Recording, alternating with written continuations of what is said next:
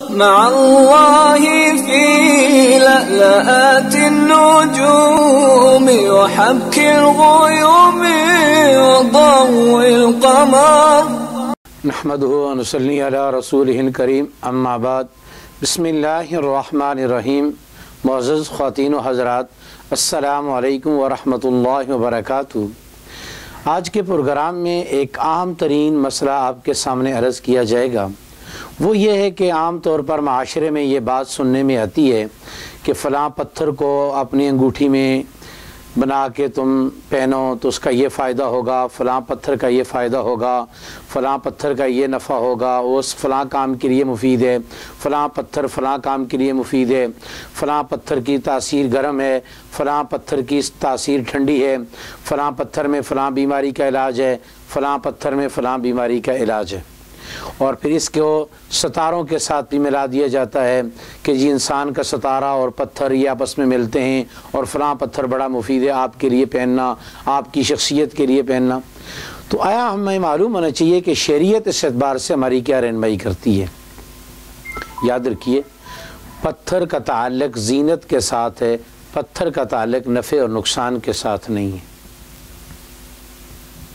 سیدنا فاروق اعظم رضی اللہ تعالی عنہ نے جب حجر اسود کا بوسہ لیا تو آپ نے اس موقع پر ایک زبردست ارشاد فرمایا کہ اے حجر اسود، میں تجھے اس لیے نہیں چوم رہا کہ تجھے نفع اور نقصان کا مالک سمجھ رہا ہوں، بلکہ میں اس لیے چوم رہا ہوں کہ میں نے اپنے نبی محمد الرسول اللہ صلی اللہ علیہ وسلم کو آپ کو چومتے ہوئے دیکھا ہے۔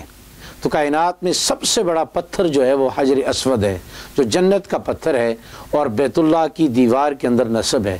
اس سے زیادہ دنیا کا قیمتی کوئی پتھر نہیں۔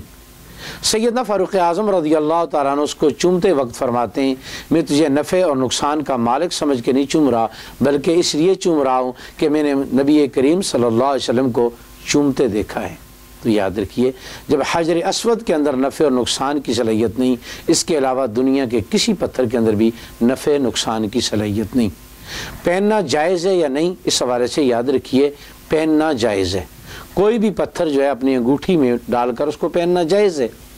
نبی کریم صلی اللہ علیہ وسلم کے حوالے سے رد المختار کے اندر یہ بات ملتی ہے کہ انہ علیہ السلام تختم بعقیق، اور پھر آگے لکھتے ہیں وقال تختموا بالعقیق فإنہ مبارک، کہ آپ نے فرمایا کہ حقیق پہنا کرو، یہ باعث برکت ہے۔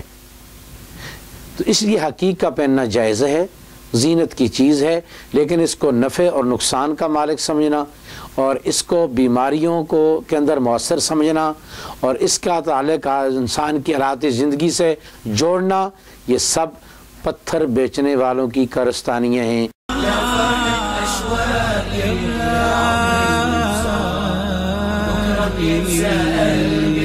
كل أيام الصعب